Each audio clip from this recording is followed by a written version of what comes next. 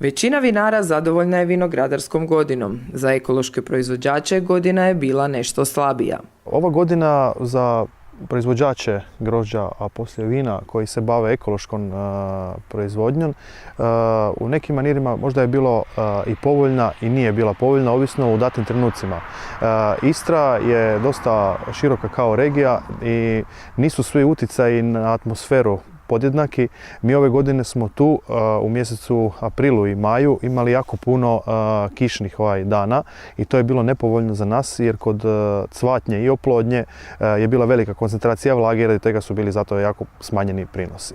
Tu najviše radimo ručne obrade, znači u proljeće se vinogradi otvaraju, znači odaraju, ide se ručno okopavanje oko čokota i nakon toga se radi međurednu obradu, a tretiranje se vrši još uvijek sa modrom galicom i sa sumporom, dok smo čak i baš ove godine pokušali jedan dio probnog eksperimenta koristiti neke nove proizvode. Radi se o propolisu, kaolinu i sumpornoj juhi i još nekim drugim stvarima. Dok čak taj dio u nekim trenutima nije ima tu adekvatnu zaštitu kao i drugi proizvode. U podrumu u Brajkovićima čuva se vino bez dodatnih sulfita. Obitelji Bastijančić ovo je druga godina da proizvodi takva vina. Razlika između tih vina i konvencionalnih vina je razlika u postupku proizvodnje. To nije stavka da će on kao takav uspjeti jer je on podložan oksidiranju iz razloga jer ne sadrži sulfite. Pokušali smo na jedan prirodan način dobiti to, a to znači dobar proizvod u startu, dugotrajna maceracija sa visokim šećerima, a poslije i alkoholom.